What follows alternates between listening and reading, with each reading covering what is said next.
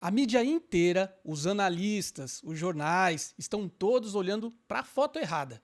A foto de Nicolás Maduro sendo preso é só uma cortina de fumaça. É a notícia de ontem. O jogo de verdade está começando agora, numa sala muito fria, sem câmeras, lá nos Estados Unidos. E para você que está chegando agora, eu sou Carlos Stefan, arquiteto de narrativas e estrategista de campanhas políticas. Aqui a gente não vai ler notícia não, tá bom? A gente vai decifrar o poder. A gente vai antecipar o próximo movimento do tabuleiro. E o próximo movimento não é sobre Maduro. É sobre uma arma que ele se tornou contra os seus antigos aliados, principalmente aqui no Brasil. E o nome dessa arma se chama delação premiada. Antes que você pense, mas será que ele vai delatar? Eu preciso que você entenda uma coisa. Uma regra de ouro que ninguém vai te contar. Lá nos Estados Unidos, a justiça não é uma deusa cega. Ela é um mercado, um balcão de negócios brutalmente eficiente. De um lado, você tem um promotor americano. Ele não quer um julgamento longo, caro, incerto, ele quer uma vitória rápida. E o mais importante, ele quer informações. Informações que o levem a peixes maiores. E do outro lado você tem Maduro, um homem que, se for julgado, tem 99% de chance de ser condenado à prisão perpétua. Agora, vai morrer lá numa prisão, numa solitária lá na Flórida?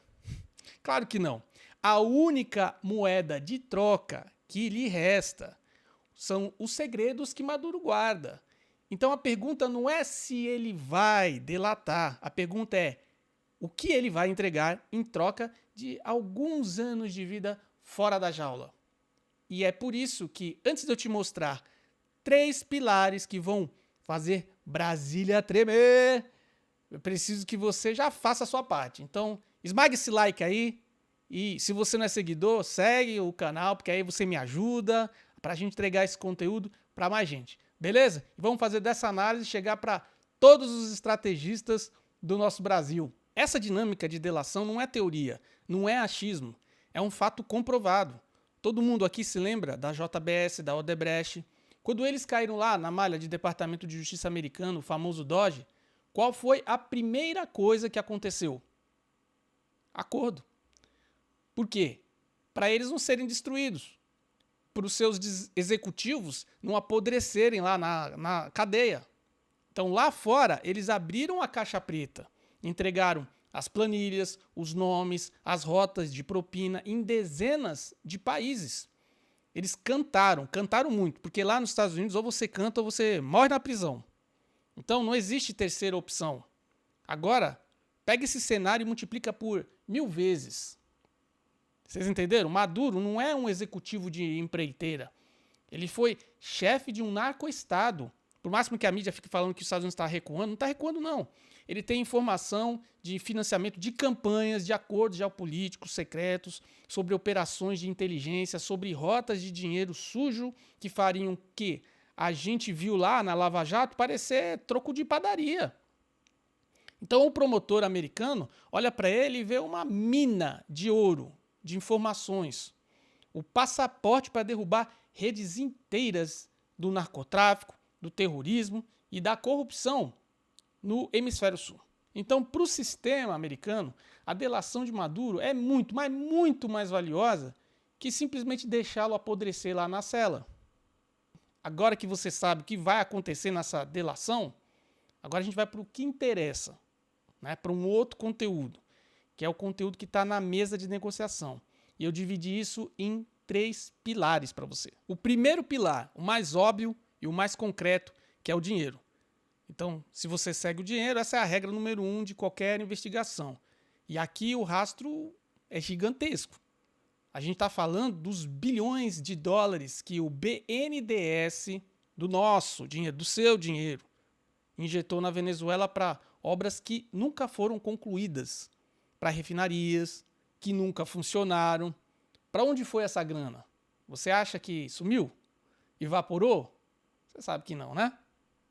Maduro sabe o nome dos intermediários que receberam esse dinheiro, o nome do doleiro que lavou o dinheiro, o número da conta na Suíça ou no Panamá, para onde o dinheiro voltou como propina para políticos aqui no Brasil.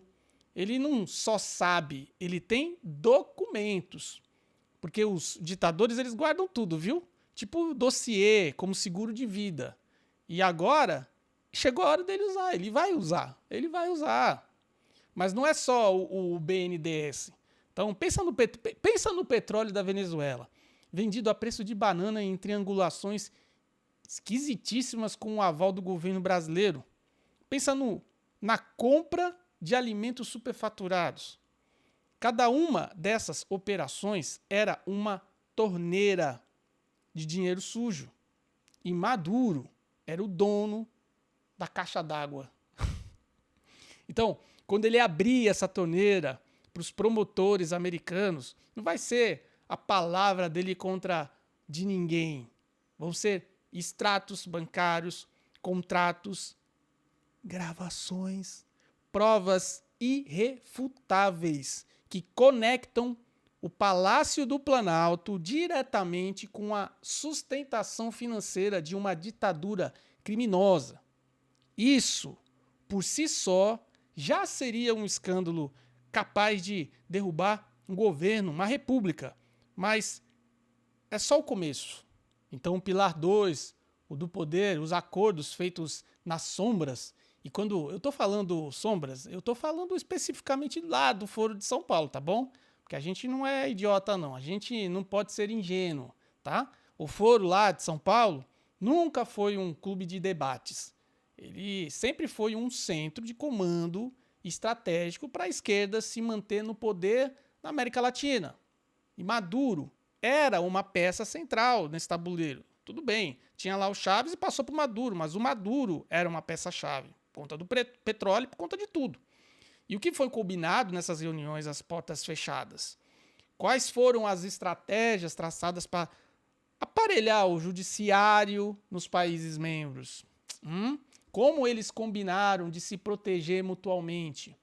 O Maduro sabe, vai entregar. Ele estava lá. Ele pode detalhar com os nomes e datas como a inteligência venezuelana, o SEBIN, você já ouviu falar?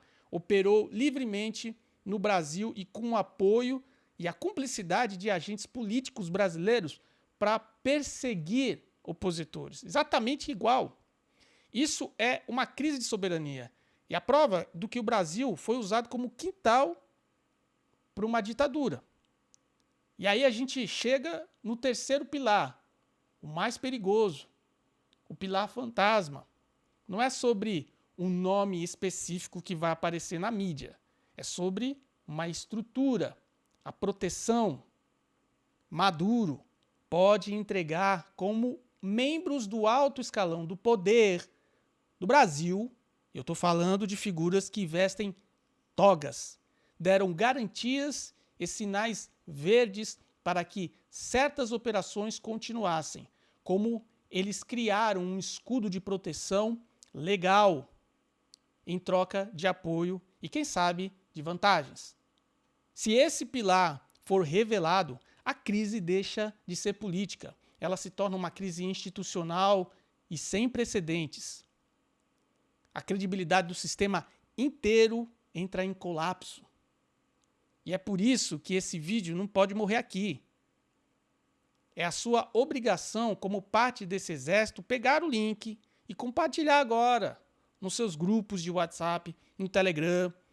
A gente precisa furar essa bolha da mídia tradicional que vai tentar esconder tudo isso. A sua ação de compartilhar é a nossa artilharia. Então agora vem o veredito. Análise final, checkmate estratégico. E presta muita atenção nisso, porque é o ponto mais importante. A delação de Maduro não precisa ser homologada, nem se tornar 100% pública, tá bom? Para atingir esse objetivo, a simples ameaça da delação, os vazamentos seletivos, uma planilha que surge aqui, um áudio que aparece ali, isso já é uma arma. E pensa comigo, o governo Lula a partir de agora, vai governar sob uma espada. Cada semana, cada mês, pode surgir uma nova revelação. Um novo escândalo vindo diretamente do Departamento de Justiça americano. Por isso que eles estão tão preocupados nos Estados Unidos influenciar nas eleições desse ano. Como é que você governa assim, né? Como que você aprova pautas no Congresso com tantos escândalos? Como é que você mantém a sua base unida? Você não mantém, você sangra. O governo vai sangrar dia após dia até 2026. Vai ficar refém, paralisado, gastando toda a sua energia para tentar defender o último vazamento, enquanto a oposição vai ganhar um arsenal de narrativas e provas para a próxima eleição. Então, a prisão de Maduro, estrategistas de plantão, não foi o fim dele. Foi o começo do fim do projeto de poder do PT no Brasil. Ele se tornou, ironicamente, a arma mais poderosa nas mãos dos americanos para neutralizar a esquerda na América Latina. Então, finalmente, o jogo mudou. E quem não consegue entender isso vai ser atropelado pelos fatos. Então, eu agradeço você estar me acompanhando até aqui nesse vídeo, um vídeo pouco longo. Quero te agradecer, você que comenta nos vídeos, que curte, compartilha. Vamos continuar com esse trabalho e que Deus abençoe você, a sua família, que Deus abençoe o nosso amado Brasil.